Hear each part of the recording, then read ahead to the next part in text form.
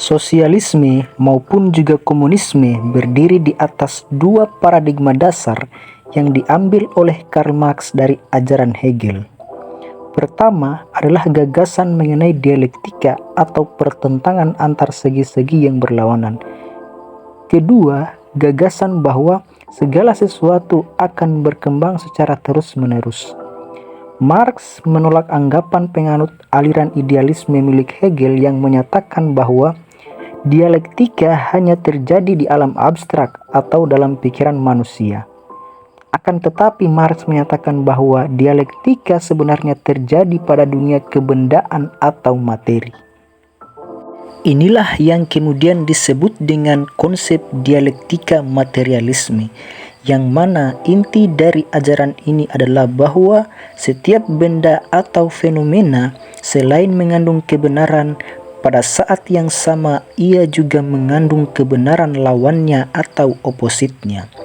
Segi-segi yang saling berlawanan dan bertentangan itu akan secara terus-menerus mengalami kontradiksi, hingga akhirnya pertentangan-pertentangan ini ujungnya adalah kesetimbangan atau benda tersebut telah dinegasikan. Hanya saja keadaan setimbang ini tidak berakhir begitu saja, namun terus mengalami kontradiksi internal. Ketika timbul suatu negasi, negasi tersebut akan menjadi tesis yang baru yang kemudian berhadapan dengan antitesisnya sampai muncul negasi-negasi yang baru lainnya. Begitu seterusnya, sehingga baik objek atau materi maupun fenomena tetap akan melahirkan benih-benih kontradiksi yang akan menjadi penghancur dirinya sendiri, yang kemudian diubah menjadi objek atau fenomena yang lebih maju daripada yang lama.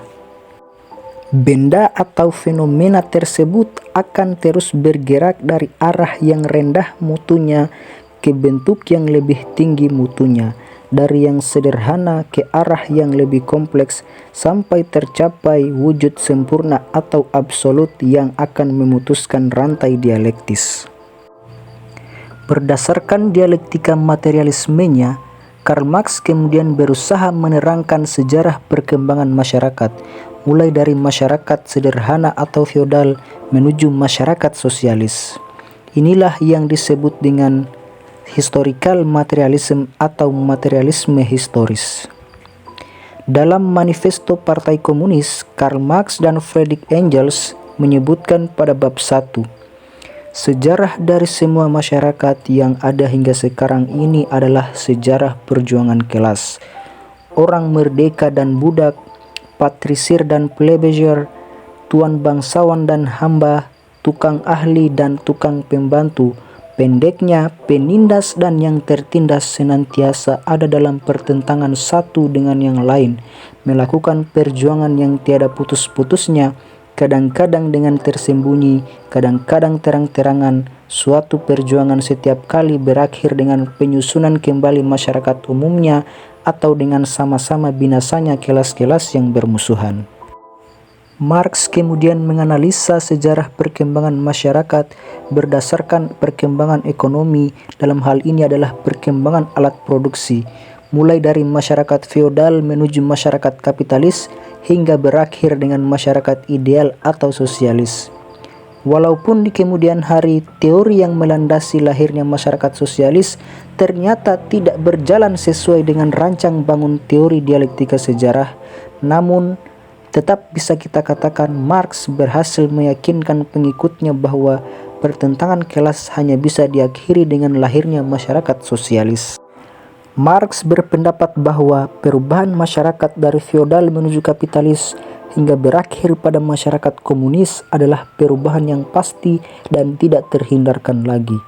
Ia berjalan dengan hukum dialektika sejarah.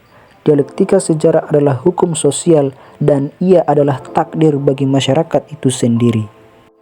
Untuk mewujudkan masyarakat komunis, kaum proletar memegang peranan yang sangat penting untuk merebut kekuasaan dari tangan kaum kapitalis dan mengambil alih seluruh alat produksi melalui tahap transisi yang dinamakan diktatur proletariat sebagai pintu gerbang tercapainya masyarakat komunis.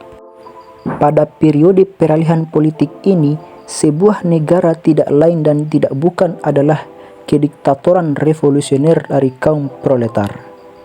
Menurut Marx, pertarungan antara kapitalis dengan proletar merupakan pertentangan kelas yang terakhir dan mengakhiri proses dialektika, yakni terbentuknya masyarakat komunis yang tidak mengenal adanya kelas, di mana masyarakat dibebaskan dari keterikatannya dengan kepemilikan pribadi, tidak ada eksploitasi, penindasan, dan paksaan.